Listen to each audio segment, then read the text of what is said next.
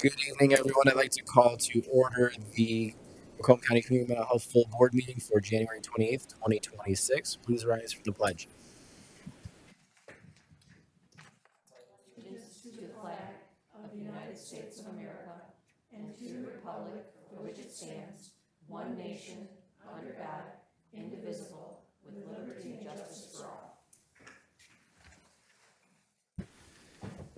Next will be the reading of the mission statement from Donna. Our mission, Macomb County Community Mental Health, guided by the values, strengths, and informed choices of the people we serve, provides quality services which promote recovery, community participation, self-sufficiency, and independence. Thank you, Donna. Next item is adoption of the agenda. I'll take a motion to adopt. So moved. Support. Motion from Megan, support from Wayne. Comments, questions on the agenda? Hearing and seeing none, all in favor say aye. Aye. All opposed? Agenda is adopted. Next item is hearing of the public. Anybody from the public wishing to speak? Come on up. Dr. Serpa?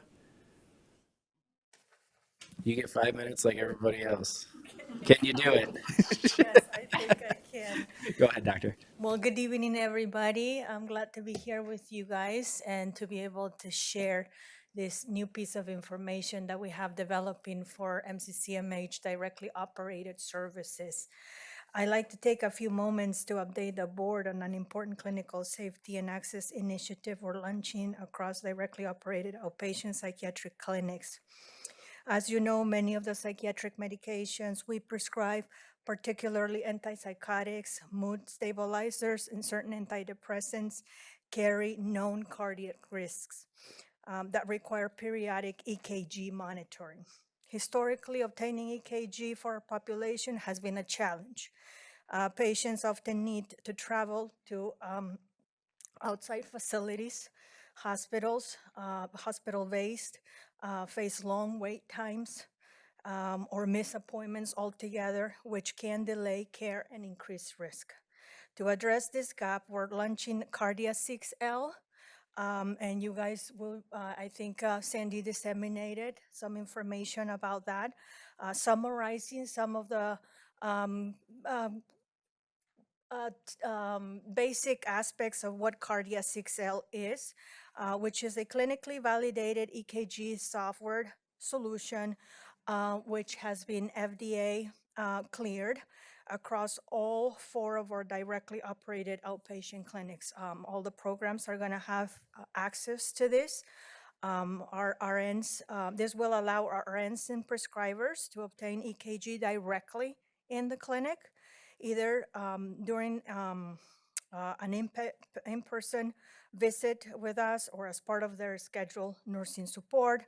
And that technology is technically portable, efficient, and integrates well into outpatient workflows. So from a patient safety perspective, this improves our ability to monitor for cardiac risk in these patients. Any medications that require closer surveillance identify potential concerns earlier and support safer medication initiation and continuation by our prescribers. Operationally, this also supports our clinical teams. It reduces administrative burden, it streamlines workflows, and allows prescribers to make more informed decisions in real time. Importantly, this is not increasing the scope of the practice, it is enhancing our ability to meet existing standards of care more reliably. And from a cost and value perspective, integrated Cardia 6L on-site reduces unnecessary referrals, limits missed appointments, and optimizes provider time while enhancing compliance with monitoring standards. This is a low resource, high impact investment in patient safety and operational efficiency. And I'm certainly excited to come and announce this to you. We will be rolling the official launchings in February. We're still fine tweaking some details. The RNs have been debriefed. Our doctors were debriefed today, and we are pretty much just working on some fine tweaks to our procedure that is going to come along with this. And yeah, overall, this initiative, like I said, it strengthens care quality, supports patient-centered access, and is a responsible investment for our system. So I appreciate having the opportunity to share it with you. Thank you, Dr. Serpa. Thank you. Are Good there, evening. before you run off, are there any questions or Oh, yes, please. comments or anything? Okay, I don't see any, but Tracy? Question. Go I ahead. just want to say thank you. We're very excited. Dr. Serpa is a great champion for how we can additionally enhance on a regular basis, including recently, or not that, somewhat recently, having laboratory services in there. So she's really been doing an outstanding effort along with Jeff and a few others of trying to look at what can we do to make sure the person while they're there gets full integration of care. And I appreciate the bringing the continuous improvement. Thank you, Tracy, to you for your support along the way, for believing, in some of these crazy ideas that I come and bring to you, and hoping that you're gonna, get as excited as I get. I look forward for us being able to be as inclusive of a practice as we could be from the psychiatric perspective, to be able to offer most of what I call a one-stop shop whenever possible, and make, the life of the patients that we are here to serve a little easier. They face enough challenges that if we bring some of these services, along, we can then maybe make a better difference. So I appreciate the opportunity. Thank you, Doctor. Thank you. Is there anybody else from the public wishing to speak? Anybody else? All right, we will close the first hearing of the public. There is one more before the end of the meeting, and we'll move on to item 5, which is minutes. I'll take a motion to approve the CMH full board meeting minutes from December 17th, 2025. Motion from Lori, support from Donna. Are there any changes, edits to the minutes? Hearing and seeing none, all in favor say aye. Aye. All opposed? Minutes are adopted. Item 6, approval of standing committee meeting minutes. We did not have any this month. So we'll move on to item 7. These are all items that are up for approval. We will start with item A, request to approve the MDHHS initiated amendment to the fiscal year 26-988 grant. I will take a motion to approve. Motion from Megan, support from Lori. Leslie? So the state of Michigan has graciously decided to award us additional funds. We were just informed when they opened the amendment in egrams and let us know that that is why they did it, to hire an additional part-time staff to assist in the crisis calls that are coming in through their crisis line. So we're very excited to be awarded that additional funding to assist our staff and improve our crisis services. And if it's helpful, may I add, it's actually to act as the backup. So you have like the national line, and then you have the state of Michigan, and currently there's 3 providers, us being one of them. So they're giving us, for us to be the backup for the other 2 providers in the state of Michigan, if that's helpful. Thanks, Tracy. Thanks, Leslie. Are there any questions? Okay. Thanks, Leslie. We have a motion and support. All in favor say aye. Aye. All opposed? Motion passes. Next is item 7B. I'll take a motion to approve the MCCMH Board 2026 meeting schedule. Motion from Donna, support from Jackie. I don't really have anything to say about the schedule. It's pretty basic. Second and fourth Wednesdays, unless there's a holiday like November and December. So if I screwed anything up, let me know. But for now, we have a motion and support. All in favor? Aye. All opposed? Motion passes. Calendar is adopted. And we will move on to item 7C, which is requesting approval for paper record disposal not to exceed $35,000. I will take a motion to approve. Motion from Sharita, support from Julia. TJ, go ahead. This is requesting approval for $35,000 for the destruction of documents that we currently store with Iron Mountain. This equates to a little more than half of the documents that are currently stored at Iron Mountain. We've identified them and measured them against our policy 10015 for document destruction, and these meet the qualifications for destruction. And I'd be happy to answer any questions. Thank you, TJ. Are there any questions? Okay, seeing none, all in favor signify by saying aye. Aye. All opposed? Motion passes. Thank you. Thanks, TJ. Next is item 7D, request to approve contracting with one vendor for equine therapy services. It is the recommendation of the procurement committee to extend the contract to Therapy Ranch, and I will take a motion to approve. Motion from Jackie, support from Donna. Christina? Good evening. This is a result of a request for proposal that we issued for equine therapy services. This is a new Medicaid reimbursable services for waiver individuals. We did have one bidder, and we do feel that this bidder meets the qualifications, and we would like to extend a contract. We are actually working with this vendor already under a grant project and have seen success, so we feel confident in extending. Thanks, Christina. Are there any questions?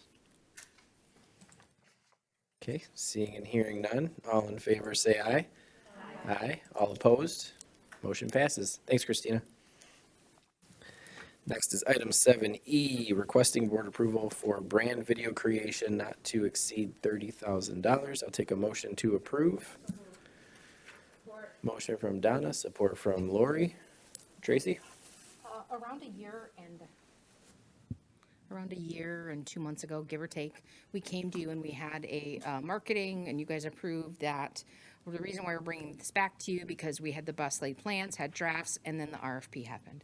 So we then had to switch all of our kind of focus and was not able to do this. Now we're bringing this back to you. Although you've already approved it, we thought it was in our best interest just so it's clear. This one's actually a little bit cheaper. The last one was about $35,000. This will be under $30,000. If you haven't already seen our AOT videos, it'd be a very similar fashion. We really are trying to create videos that are conducting outreach, educating, but very simple and very long-term. So what I mean by the word long-term, we want this to be generic enough that 5 years from now, we would still be, you know, you guys have all seen those videos where you're like, they made that in the 80s. Right. Our goal is to not have any identifying information so we can use this for many years to come. Thanks, Tracy. Are there any comments or questions? Okay, hearing and seeing none, all in favor say aye. Aye. All opposed? Motion passes. And the last item is 7F, request to approve 25-26 PIHP Agreement, Amendment 1. Take a motion to approve. Motion- That's okay. Motion from Megan, support from Sharita. Tracy? This one we actually just received Tuesday, I think it was, Tuesday. If you notice, it's very simple. It's both in the bar, but also if you look at the attachment at the bottom of the page, there are the edits that they're requesting. Most of them are very minor, and what it is a language, like they had an error in the way, according to the federal government, how they had worded the ABA rates. So if you'll notice, there's language change to that. And those are just, again, minor legal changes that we don't have any major concerns at this time. The only thing that I would draw your attention to, that I will give a little bit more detail when I do the CEO update, part of it does have what they call the rate certification as an attachment. So you have the contract you sign, right? And one of the attachment is a rate certification. And Ken, of course, would do it justice. So if you have detailed questions, not me, Ken, that rate adjustment does say that they have funded the DCW wage increase, because minimum wage is going up and then it's going up again next month. Our calculations we have questions about, and Ken can go in a little bit more depth. So that's really the only concern for us, is the rate certification is a little concerning about what it says it is, and then what it directly translates into our local funding. But we have no other concerns besides what I've just mentioned. Thanks, Tracy. Are there any questions? Any questions for Ken? Okay, seeing and hearing none. All in favor say aye. Aye. All opposed? Motion passes. Now move on to item 8A. This is a receive and file CMH Communications quarter one 2026 report from Airfoil by Tracy. Take a motion to receive and file. Motion from Dana, support from Antoinette.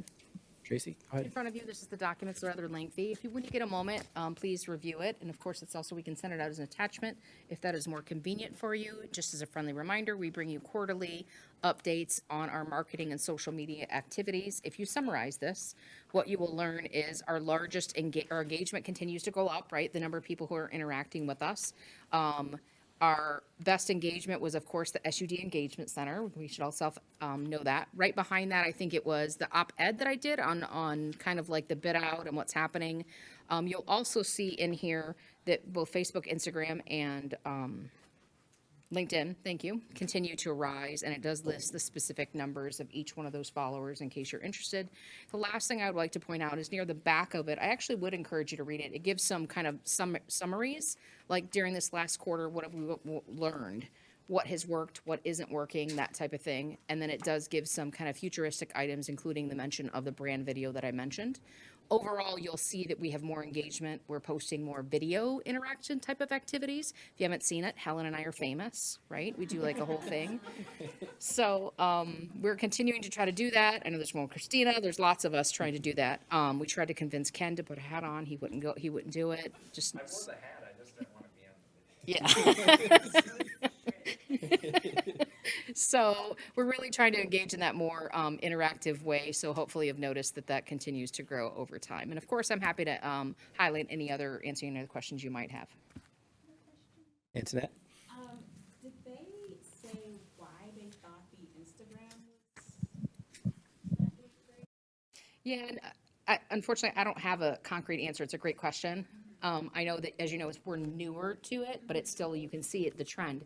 It's just not any there. The only thing that I think we need to do better at, and we think we've said this in the past, right, is the video type of interaction. Because we have some, but we don't have anywhere where we need to have it. And we're just trying to slowly expand on that. I agree with that. I think Yeah. static.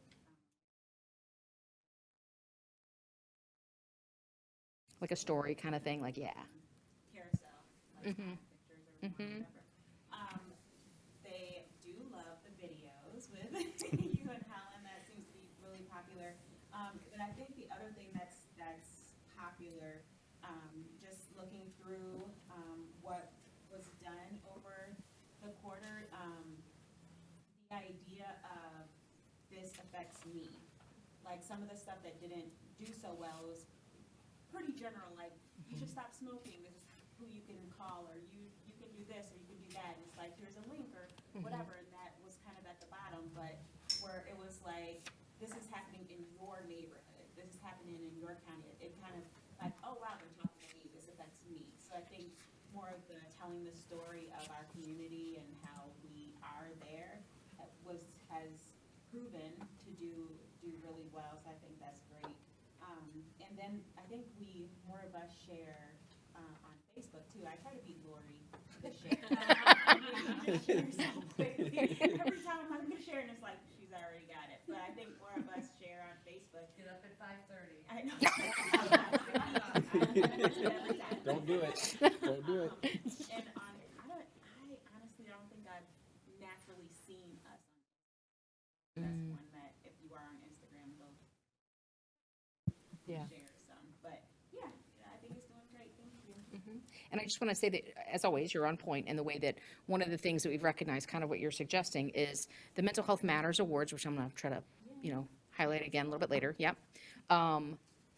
We're trying to take the winners of last year and do stories, but it's about the person, but it's actually about like a success story in our community. To your point, the spin is going to be a little bit about, like, this is happening in here and this is what they're doing. And so it's celebrating them, but it's also trying to celebrate the community and also encouraging them to interact. So I do definitely agree with you. Anybody else? Okay, as you read through it and you have questions or comments, shoot them our way. And with that, we have a receive and file. Please, all in favor? I'm so used to the automated machine. Just please vote. Go ahead. All in favor, say aye. Aye. All opposed. Motion passes. We'll move on to item 9, resolutions. We have no resolutions tonight. Item 10 is the voucher listings. I'll take a motion to approve paying the bills. Support. Motion from Sharita, support from Lori. No questions, no comments on the bills. Hearing and seeing none, all in favor say aye. Aye. All opposed? Bills are paid. Ken's ready to go with the CFO update. Good evening, everybody. I'll start by diving into the report like I usually do and circle back to some narrative type things if we don't cover it in the document itself. So page 80 has our revenue and eligibles trend here. We only have 2 months of data, and I need to format the tables to include the prior year data, which I just ran out of time to do. But the trend is the same regardless. What we're seeing is a downward trend in eligibles, and as a result, revenue. We've been talking about this for a while. We, had a conversation, was it Tuesday? We had a PIHP CFO meeting, so all 10 regions get together. We aggregated this data by region. Every region is seeing roughly the same drop in eligibles, enough to be concerning.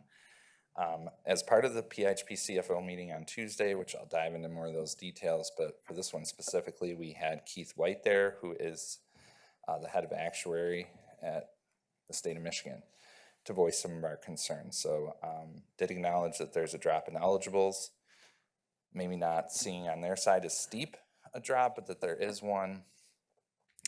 So we tried to brainstorm some solutions and things like that, so that was productive.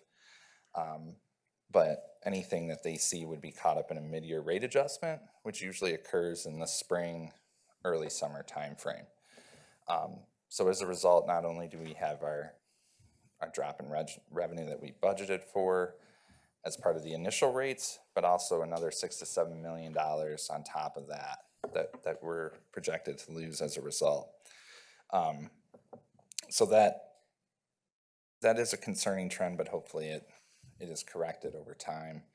It's going to continue, I think, to get worse as changes at the federal level, especially over the next year or two, come through as far as work requirements and biannual eligibility things. So trying to keep a close tab on that as we possibly can. The next page is largely related to our balance sheet. I don't have anything to cover there. Page 82. The only thing I wanted to draw your attention to down there is kind of the net income box at the bottom. You can see that, kind of the picture in our budget's playing out here, right? We've got expenses that are slightly less, but revenue that's quite a bit less. Hence we budgeted for our pull out of the ISF. I think it might be a little bit more than we thought it was because of this eligibility trend. So we'll keep an eye on that as well. The next page, page 83, this is our funding source bucket report is kind of what I call it. So as we talked about the budget a few months ago, and just generally speaking, we finally have our first numbers on paper as it pertains to fiscal 26. And again, unfortunately, as projected, it's not a very rosy picture for fiscal 26. You can see the first two boxes there for Medicaid and Healthy Michigan. If you add them together, we got roughly $800,000 loss. I think that number is light, and we didn't have a full claims run out for the time period in question. Our providers are also trying to wrap their year and do some other things. So I actually think that number is going to be a little bit higher if we were to run November numbers, say, next month. So I want to put that out there as well.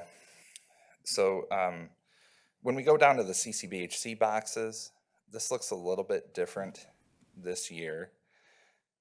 We don't have base and supplemental anymore. As you'll remember, we moved to CCBHC direct pay starting on 10/1/25. So we bill the state directly for these. This is not a good thing I can't think of a single reason that it was a good idea.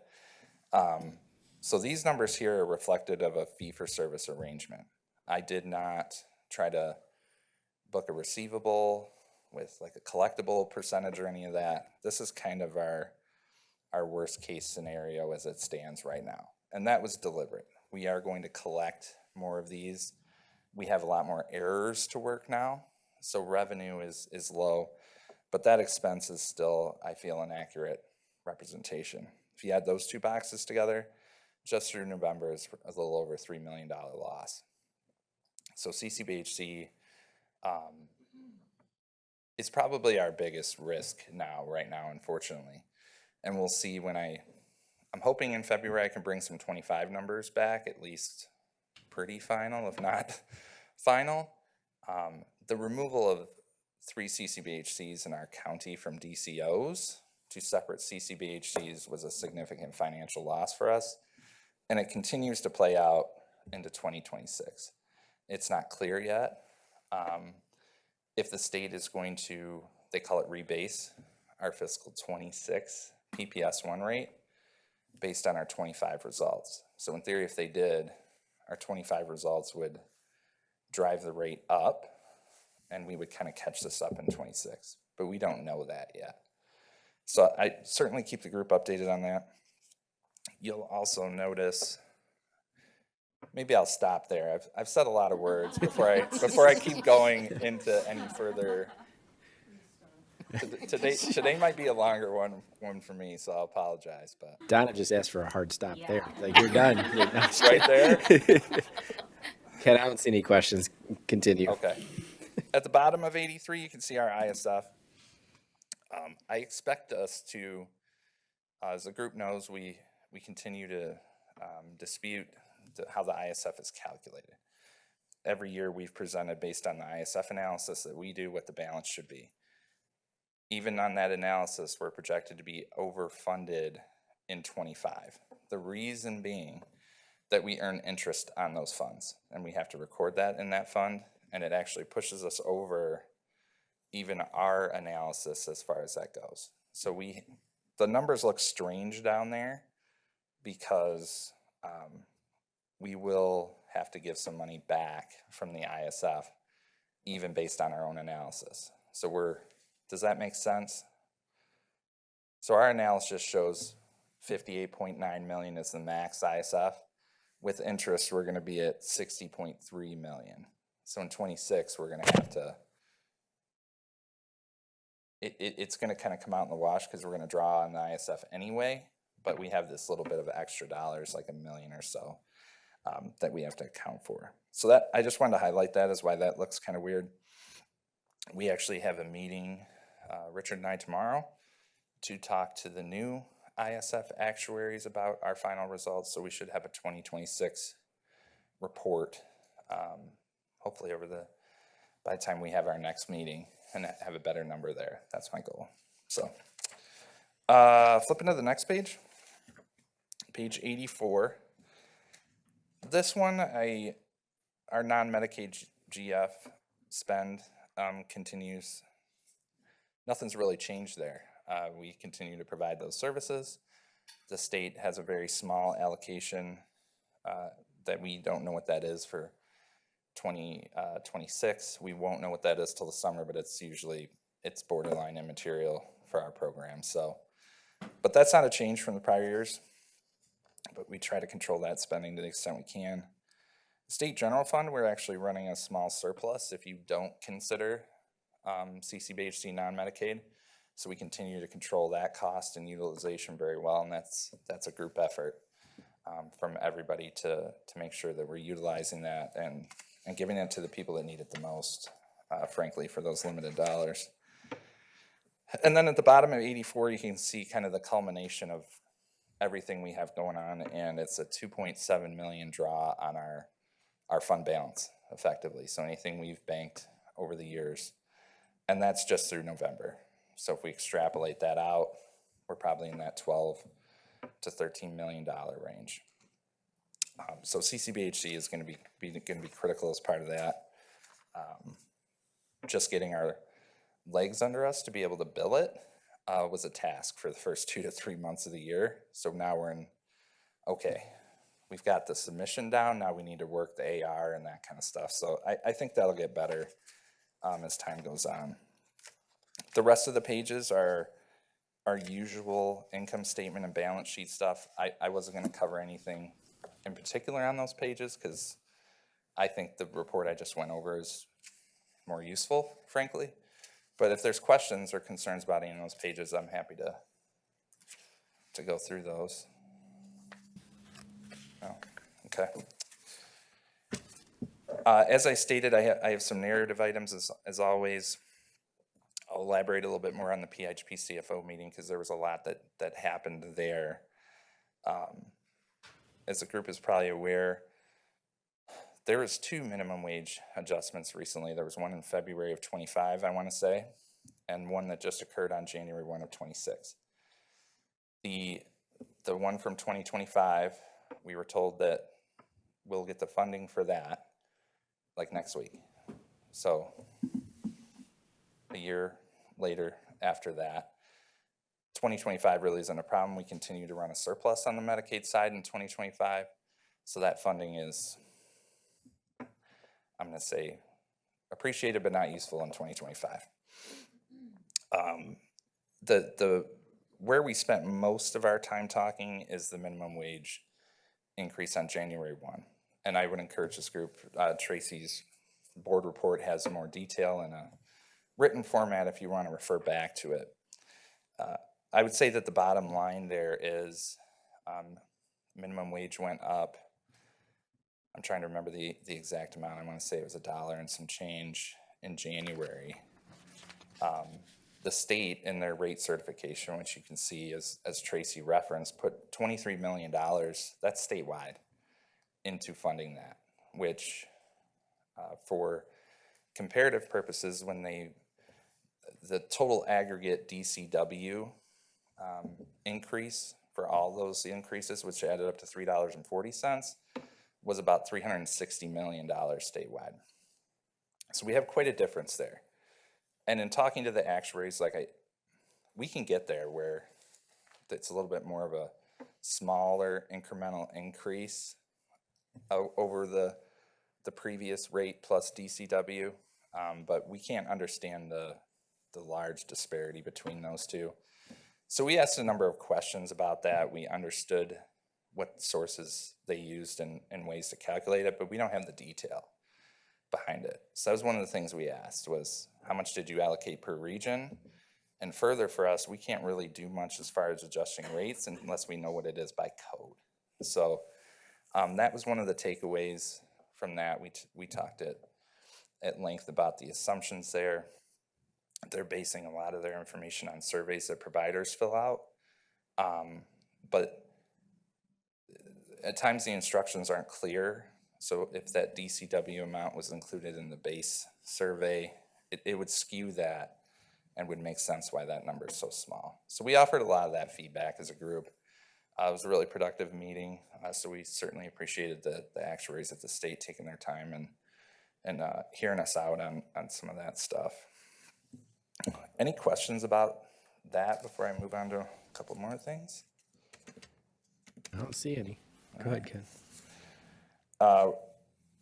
January and February is where finance shines. We have our reporting due at the end of February and audits ramping up, so I'll keep the group posted on that. What else do I have here?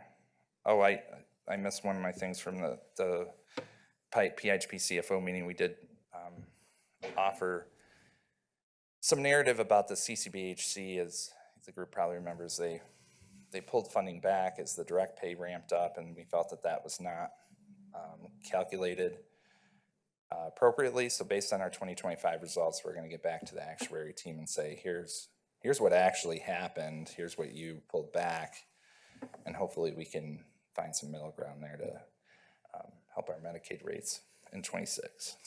So, no, that was a lot. More than usual, maybe, I don't know, but happy to take any questions or concerns if there Thanks, are any. Ken. Are there any questions right now? There's a lot of digesting going on, I think.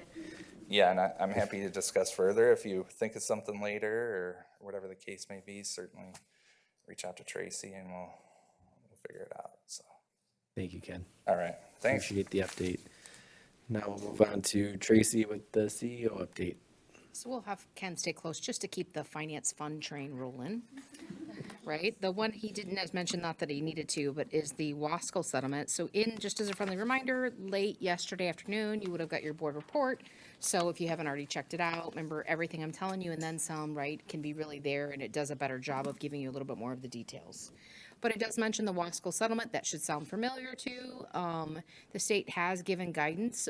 In that guidance, they have acknowledged that all of their guidance is not consistent. So where we're at is we, of course, want to be in compliance and we want to follow all the rules, but we want to also make sure we're following all the rules, which means we want to make sure that once they update, they have something called a technical guidance, then they have the Medicaid manual, right? Those don't say the same things. So they put out guidance saying, do it this way, and then acknowledging that all of our information doesn't match, but we're going to work on it. So just so you know, if anybody's asking any questions, we want to make sure we're in compliance, but we also want to make sure we're following all of the rules. And I did attach the memo and the L letter in case somebody in the community is talking with you about it. Overall, we are always in support of the people that we serve in the community getting as much funding as possible in order to provide the services that are needed. Where we are concerned is this is very open-ended, right? And it has not only conflicting information, but it creates very challenging situations where, let's just say, other things that we would all not support would not be maybe in agreement with. So I guess I'm just giving you an update. We are also concerned from a financial perspective, right? So how it is outlined, it is not financially feasible for us to do. Also, how it is outlined, it is not administratively possible for us to do in the manner it's outlined. So again, our goal is always to support the community, do what we can do, but know that we are expressing on a regular basis kind of questions and trying to work through that with all parties. Also, Ken did mention the DCW rate. Understandably, our providers, right? There's this document that the state went ahead and publicized, and this is in your report, saying you must pay this. And it basically equates to, once you include everything, they're like 17, 13. Well, a lot of our providers do already pay 17, 13, to be fair, but there's some that don't, right? And they're also, some of them, also frustrated because there's not funding there yet. So I just want to acknowledge that we have amazing providers. We have been meeting with them. We're working with them on a draft kind of advocacy letter. So some of the language, again, I'd really encourage you to read. Ken said it verbally, but the written kind of explains it in a little bit more detail of why the detail matters. Because basically, again, 23 million to have everybody in this particular region make 17, 13 hour. And remember, 23 million is for the whole state. That is not enough money for a few regions, much less the whole state. So the good news is, though, they're having good, productive meetings by sharing concerns that Ken mentioned. So we're optimistic about a way to communicate, of course, a way to communicate that. So again, please read the additional information so you have a general concept when the community starts to question these things. So I just worry that the state of Michigan has been putting out these communications to the public, and if I was the public, I would think the same thing, right? Does that make sense? So we just want to make sure to be on their side and advocate for them so we can all get there together.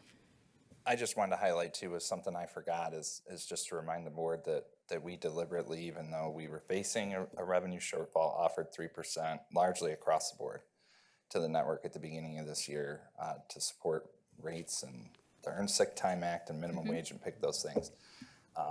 Should it come back that 3% isn't adequate or there's some kind of difference there, we'll certainly analyze that. But I thought it was relevant to bring that back up and mention it. So. Agreed. We're trying to be as proactive as possible to do that and trying to meet in the middle and understand their perspective.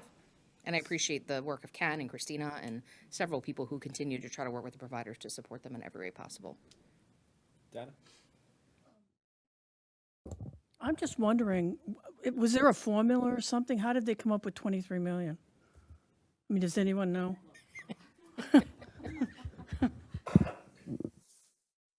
We do not know. that was one of the asks. So I kind of touched on it briefly, and like I said, they took all the provider surveys kind of from the state, and in those surveys it says, what is your base rate? So they aggregated all that information and then said, okay, what would it cost based on those surveys to bring your base rate up to 713? And in the aggregate, That's how they came up with $23 million. Who did the surveys? It's something that comes from the state of Michigan through their actuaries, Milliman. So the surveys come out. We do a more detailed version of it because we're a CCBHC, but our providers who aren't fill out this survey. And like I said, it's a lengthy and sometimes the instructions can be ambiguous at times, so it's not clear if there's errors in those surveys. You're basing a lot on that. So, and that was conveyed as a concern as well to the state. So again, So it's like a spreadsheet. It's a very sophisticated spreadsheet, because I don't want to minimize it at all, right? It's very well thought out. But if it's helpful, I think our providers are amazing. They have they created it to be helpful, 45-minute video for someone how to fill out the form. And then the providers thought that was funny, because if you have to have a 45-minute video of how to fill out a spreadsheet, that should be an idea that maybe it's too Yeah. complex. we spent a lot of hours as a group with the CCBHC side of it. Richard and I and some other folks from Raymond to many hours to digest what's in there. So it's complicated, and that survey's not quite as bad, but it's still, there's a lot going on in there. So anyway, that's the information we have about how it was, but we were very clear that we wanted to get more detail on that so we can get an accurate calculation together, quite frankly. And to be fair, So, that's everybody's motive, right? They're trying to collect this data because they want to do it right? It's just there's some growing pains for all parties to make sure what they think they're asking, they're getting. So now I'm going to hopefully switch subjects because that's a lot of finance. So also in there, I'm just drawing your attention. If you haven't read them, please do. We had a great article in Metro Parent, and we also had, I believe, the Detroit News one if you already haven't read it. I am going to remember every month we do the board education. So this month in front of you, you have this. It's also as an attachment in there. It is and this is where Lori and Jackie, since they already heard the spiel, can kind of go somewhere else for a minute. She asked if she could leave, so I was just giving her. So, grievance and appeals. You guys all know this. There's many, many, many ways, and that's a great thing for the people that we serve in the community to air their concerns, give their suggestions. Grievances is they're unsatisfied with some type of service or not getting services timely, someone not treating them with dignity and respect. Those would be examples. So we actually have in this report the number of grievances we just received, the type of grievances, and then kind of the outcome in there. Same thing for appeals. Appeals are, someone was denied, thank you, an authorization or their services were changed. They have the ability to appeal it, right? And then in this report, you will see the number of appeals, the types of appeals. Then you'll also see in here, like, was an appeal one? What I mean by one, was it upheld to the original decision? Or did that appeal cause the decision that was originally made to be changed? Sometimes it's even like a modification of it, right? Like maybe it's not a complete no, maybe there's an edit to it of some sort. So this is the data for that. We are producing this for you because it's helpful for people to have an idea of the different concerns that arise in our community, but just to be clear, this is not the only way for someone to, these are very specific ways for someone to share information. We still also have compliance, right? I'm going to report fraud, waste, and abuse.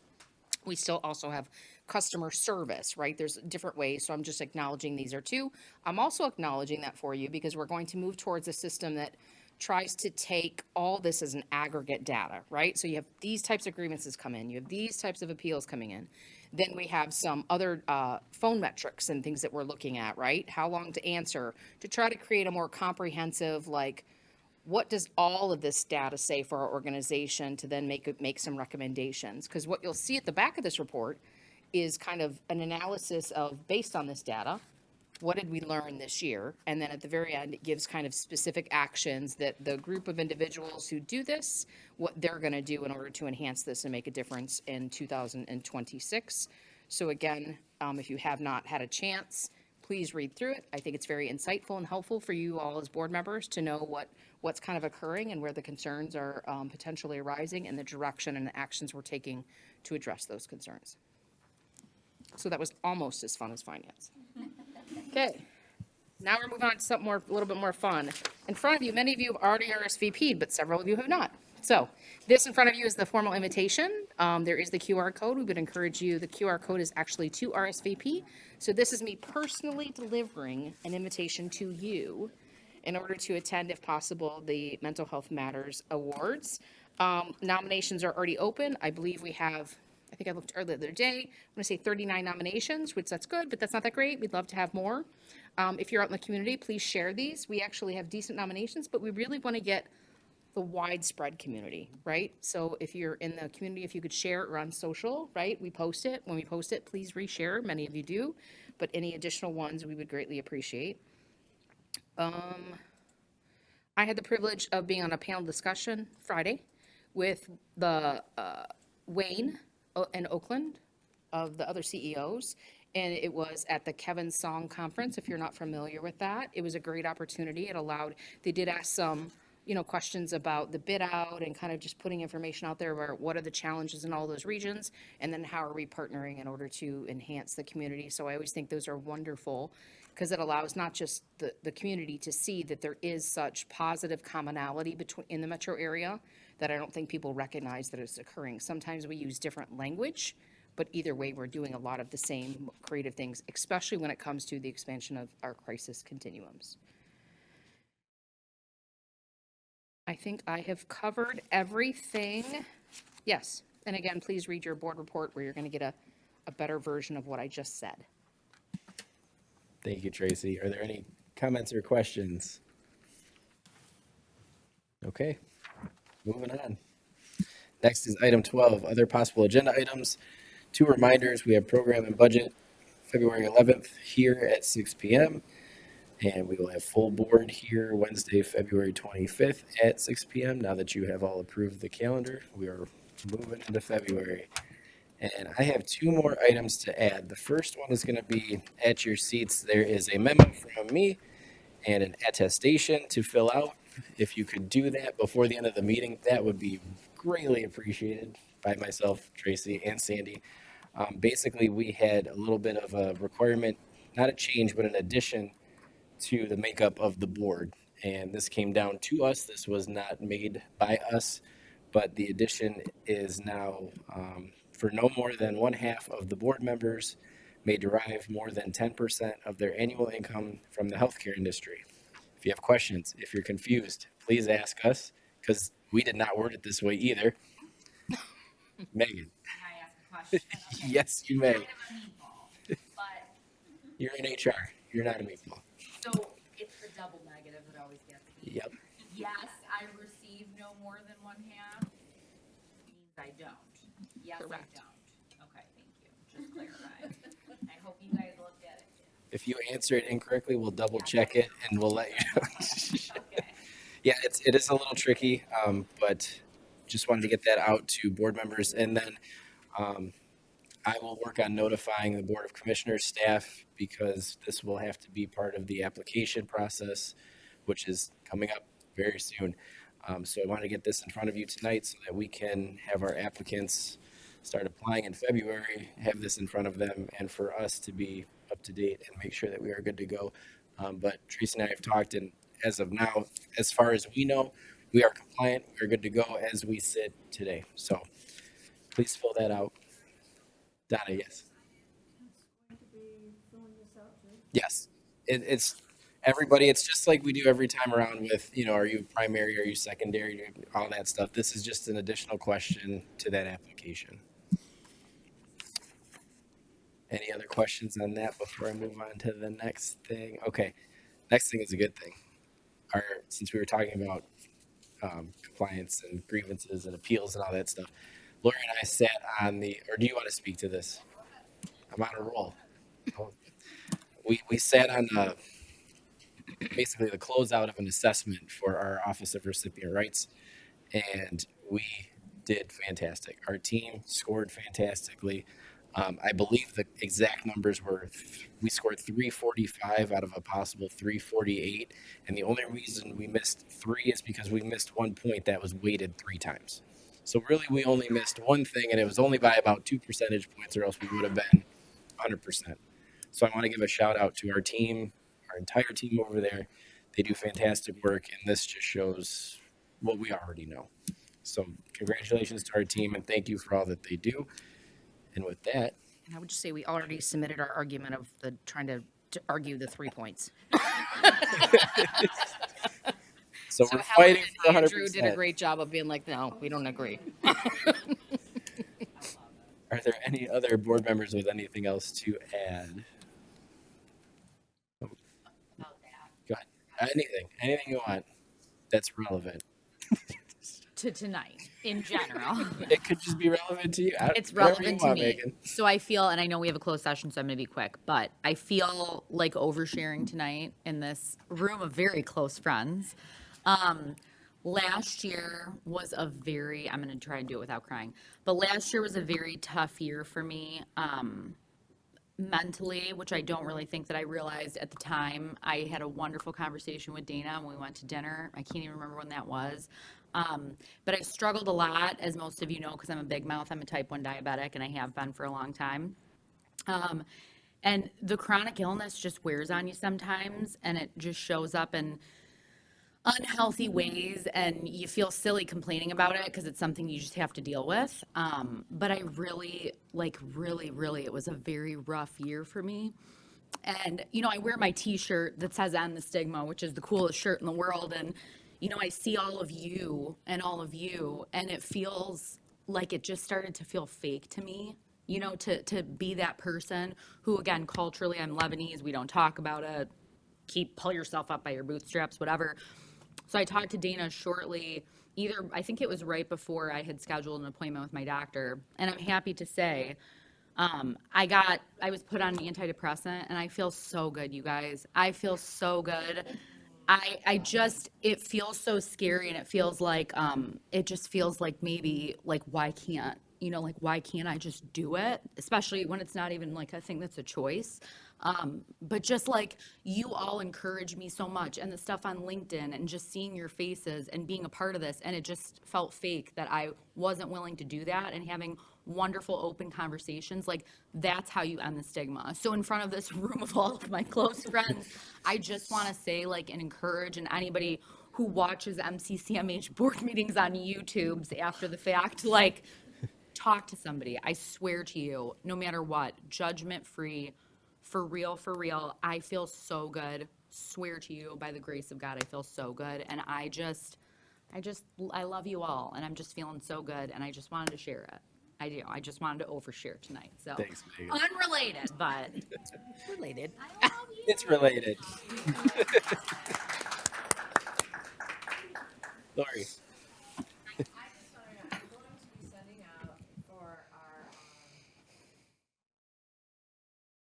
Pack? our CAD, thank you. I know where you're going. CAC, no. Dues. I normally give every year's board members. That's just recently come out again, so I will be emailing everybody. And it has a nice little thing you can scan and just do that, so I just wanted to give everybody a heads up on that, it will be coming. Thanks, Lori, for the reminder.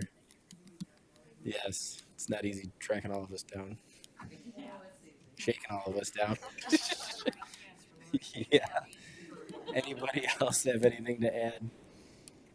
Okay, seeing none, we will move into provider comments, and we have Karen Wood here, who is the CEO of MyCare, who's been waiting patiently to present.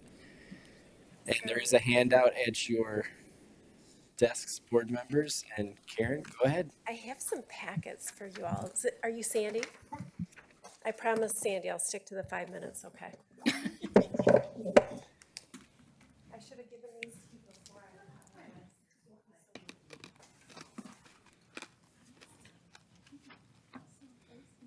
Thank you all for this opportunity to speak to you tonight. I'm Karen Wood. I serve as the CEO of MyCare Health Center, and it's nice to see some friendly faces, some familiar faces here in the group, so thank you for having me. I believe you have my PowerPoint. I'm just going to kind of use this as a guide, but it has a lot of information in it. If you have any questions afterwards, just let me know, because I hope to stick to the 5 minutes. My Care Health Center opened in 2010. We are a federally qualified health center. We became a FQHC in 2013. We are a 501c3 nonprofit organization. And we've had pretty significant growth since inception in 2010. It's actually 127% growth. So we've had really a lot of growth, increased service sites, increased patients, and just 10% in the last 2 years. So really a lot of people out there that need our services. Our mission and vision is covered in the PowerPoint. We are a community-based provider. We have some federal funding. It's modest federal funding to be a safety net provider, and that is to make sure that no one goes without care. We're mission-driven to provide affordable care to everyone. We have a sliding fee scale for the or underinsured, so we do not turn people away based on ability to pay. Comprehensive services include primary care, behavioral health, dental, medication-assisted treatment, podiatry, case management, transportation, and pharmacy services. We're governed by a volunteer board of directors. 80% of our board are consumers of the health center.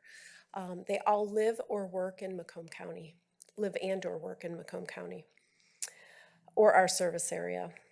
Quality standards, because we're federally funded, like you with your new requirement about having, I think it was 50% cannot, or we have the same requirement. So federal standards, we have operational site visits, they come on site, and we have to comply with very stringent federal regulations to be a federally qualified health center. Why this matters is because we reduce health disparities, we improve access, and we integrate physical and behavioral health. I really feel strongly that we are healthcare's best kept secret. We are, there's no wrong door, we're there for everyone, and we just are really proud of the partnership that we have with CMH. It's a long-standing partnership that I'll get to in a couple minutes, but it's really good care. We focus on underserved populations. People literally would go without care if we didn't exist. We pride ourselves in our collaborative partnerships, and we are a patient-centered medical home model. So we're recognized through NCQA and Blue Cross Blue Shield as a PCMH. 4 locations, one in Mount Clemens, stone's throw away from here, Clinton Township, co-located with the north location, and then 2 locations in Centerline. Our service area does not it extends beyond Macomb County. We actually pull from Macomb, Wayne, Oakland, and St. Clair County, so you do not need to live in the county to come see us. Our 4 locations, the different services, they're a little bit different location to location, so those are listed in the PowerPoint. At our Clinton Township location, we do offer medical and behavioral health. At the Mount Clemens location, which is very close to north, we have medical, dental, behavioral health, psychiatry, medication-assisted treatment, podiatry, case management, and insurance enrollment. The CFO, Ken, spoke a little bit about people losing coverage and how that will impact you. It's going to impact all of us. So we're going to really need to work together to help people get insured. So that's going to be anybody that touches that patient needs to help them, whether it's a workforce requirement or a Medicaid application or a marketplace or whatever we can do. We're going to try really hard, and we've actually modified our care teams and added care team members that are community health workers and also certified application counselors. They are trained to help people find out if they qualify for insurance or what they would qualify for. If they don't qualify for anything, we're going to enroll them in our sliding fee program and take care of them. There's pictures of each of our clinics in the packet. We have the cutest little health center in the north location.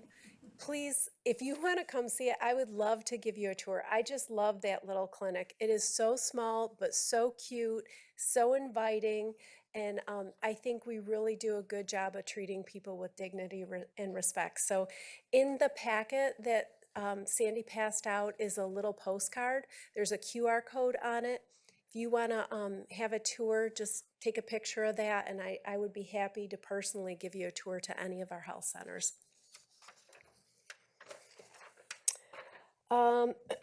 We talked about the comprehensive primary care. We do behavioral health, psychiatry, mental health counseling, substance use disorder, medication-assisted treatment, peer support, recovery planning, and women's health and dental care.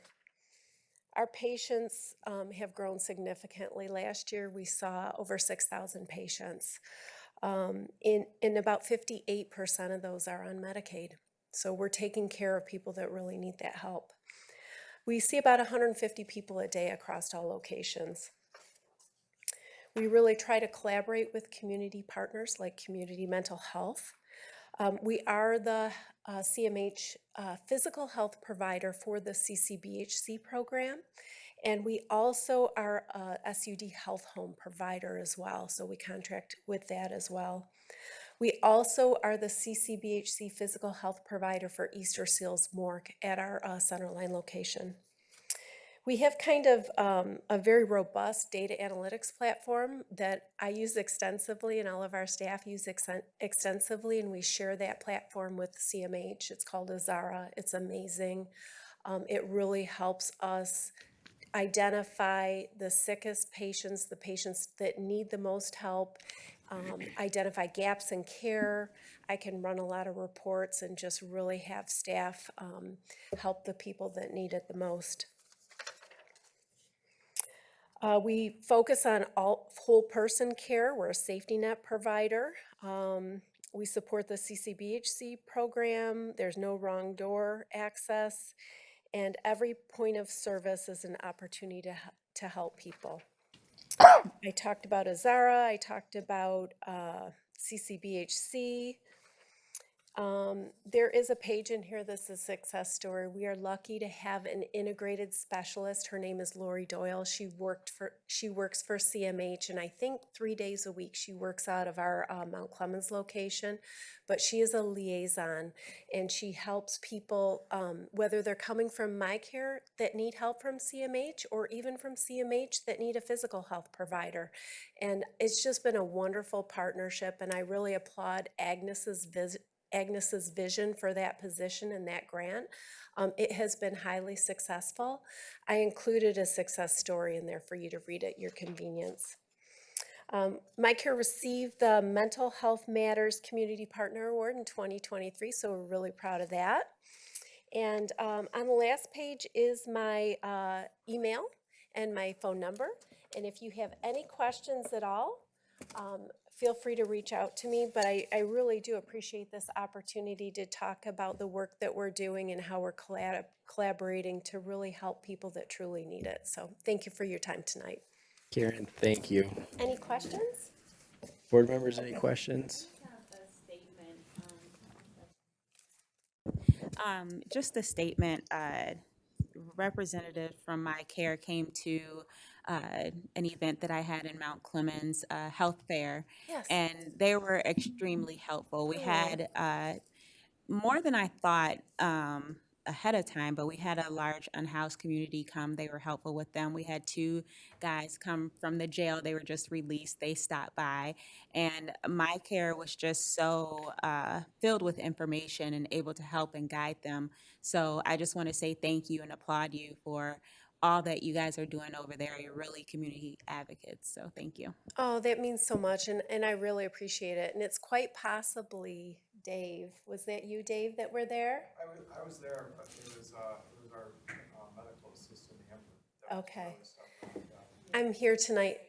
I'm here with our community engagement manager, Dave Wilson. So thank you, Dave, for that work, and thank you for that comment. It's really appreciated. And you know, we're all going to have to approach. It takes a village, right? We're all going to have to help people and do what we can to make our community better. So thank you for that feedback. Donna. I just want to say I applaud you, and I am just absolutely amazed at the variety of services you offer, from mental health to substance abuse to all the different health services, dental. I mean, it is just amazing. And I really give you an applaud on the back that you can offer all those services to people. And I'm sure that you have helped so many people in our community. I just really give you an applaud, and all of the people that work for you. It is just amazing. So thank you so much. It is just absolutely amazing. You're doing a wonderful job. Thank you so much. That means a lot. And, we have a great team and we've got great partners, and, that's how it gets done. So thank you so much. Thank you. Anyone else? Dana? Put it on. Can you hear me? I'm pretty loud. I was just gonna say, I think one of the nice things is the dental services that you guys provide, because Yeah. that's, I would say, I hear a lot that people don't have access to that. So I think that component is very helpful, and whoever thought of that, kudos for that. So I'll just echo what everybody else is saying, but that's a So, great part. If I could, we built a dental center in Mount Clemens. In 2023, it opened, and we did that based on community need because people could not access dental services. We had a a dental center in Centerline and couldn't keep up. So we built the other dental center, and it's been very, very busy. And that's what we do.